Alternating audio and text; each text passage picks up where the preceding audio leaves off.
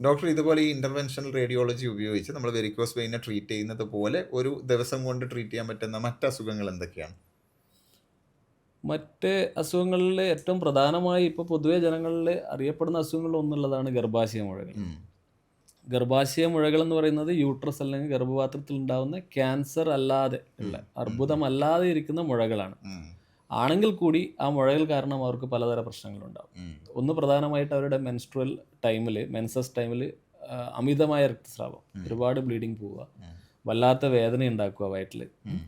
പിന്നെ ഗർഭപാത്ര മുഴകൾ വലുതാവും തോറും അതിൻ്റെ പ്രഷർ സിംറ്റംസ് ഉണ്ടാവും. മൂത്രം അടിക്കടി പോവുക, വയറ്റിൽ നിന്ന് മോശം പോകാനുള്ള ബുദ്ധിമുട്ട്, ബാക്ക് പെയിൻ, കാലിലോട്ടുള്ള പെയിൻ, അങ്ങനെ പല പല പല ലക്ഷണങ്ങളായിട്ടാണ് ഈ ഗർഭാശയ മുഴകൾ ഉണ്ടാവുക.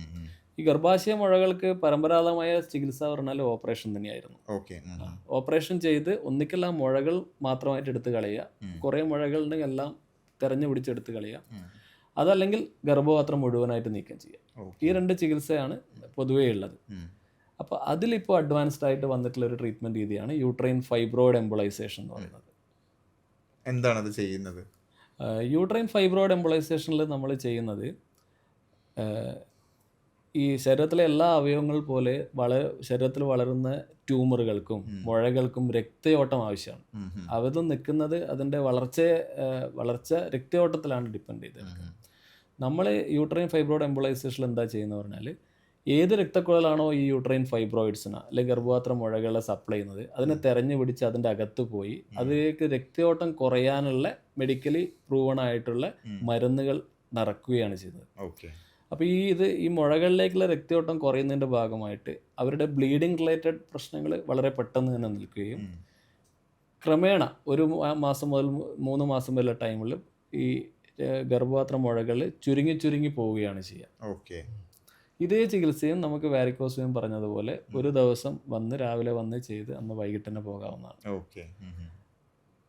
ആദ്യകാലങ്ങളിൽ അത് കാലിൽ തൊടയിലൊരു ഇഞ്ചക്ഷൻ വെച്ചിട്ടാണ് ചെയ്യുക. ഇപ്പോൾ അതിലും സിമ്പിളായി കയ്യിൽ നമ്മൾ ഈ പൾസ് നോക്കുന്ന ആർട്ടറി ഉണ്ടല്ലോ കയ്യിലെ, ഇവിടെ ഒരു സൂചി വെച്ച് ഇതുവഴിയാണ് ഇപ്പോൾ നമ്മൾ ചെയ്യുന്നത്. അപ്പോൾ ഇതുവഴി പോകുന്ന എങ്ങനെയാണെന്ന് ചോദിച്ചാൽ, ഇതുവഴി പോയി ഹൃദയം വഴി പോയി, അതിനെപ്പറ്റി പേടിക്കേണ്ടതില്ല. നമ്മൾ നേരെ വയറ്റിലെത്തുന്നു. വയറ്റിൽ ഏത് രക്തക്കുഴലാണ്, അത് നമുക്കൊരു റേഡിയോളജിക്കൽ ഐഡിയ ഉണ്ടല്ലോ, ഈ അനാട്ടമിക്കലി ഏത് രക്തക്കുഴലാണ് അവിടെ കൊണ്ടുപോയി കൊടുക്കുന്നത്. ആ രക്തക്കുഴൽ സ്പെസിഫിക്കായി അതിന് സെലക്റ്റഡ് ആയിട്ടുള്ള ട്യൂബുകളുണ്ട്, കത്തീറ്റർ എന്ന് പറഞ്ഞത്. അതുവഴി അവിടെ വരെ പോയി ആ കറക്റ്റ് ട്യൂമറിലേക്ക് അല്ലെങ്കിൽ ഗർഭപാത്ര മുഴകളിലേക്ക് മരുന്ന് ഇഞ്ചെക്ട് ചെയ്യുന്നു. അത് ഹാർഡ്ലി ഒരു 30 മിനിറ്റ്സ് എടുക്കുന്ന പ്രൊസീജിയറാണ്, തുടക്കം മുതൽ അവസാനം വരെ. അതിനുശേഷം അത് റിമൂവ് ചെയ്യുന്നു. ഇവിടെ ചെറിയൊരു ഡ്രസ്സിങ് ഉണ്ടാവുള്ളൂ. പേഷ്യൻ്റ് അപ്പം തന്നെ നടക്കാൻ ആരംഭിക്കുന്നു.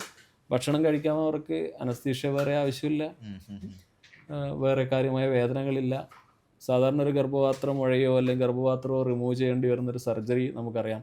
അവർ അഡ്മിറ്റ് ആകുന്നു, anaesthesia fitness, anaesthesia spinal anaesthesia, അതിൻ്റെ ബുദ്ധിമുട്ടുകൾ, പിന്നെ വയറ് തുറന്നിട്ടോ ലാപ്രോസ്കോപ്പി എങ്ങനെ ചെയ്താലും അതിൻ്റെതായ ബുദ്ധിമുട്ടുകൾ, പിന്നെ ഒരാഴ്ച അവരുടെ റെസ്റ്റ്, പിന്നെ നീണ്ടു നിൽക്കുന്ന ബുദ്ധിമുട്ടുകൾ എല്ലാം ഇതിൽ നിന്ന് ടോട്ടലി നമുക്ക് ഒഴിവാക്കാം. പലർക്കും ഗർഭപാത്രം എടുത്തു മാറ്റുക എന്നുള്ളൊരു കൺസെപ്റ്റിനോട് താല്പര്യമില്ലാത്തവരുണ്ടാവും, മെനോപോസ് വരുന്നത് വരെ.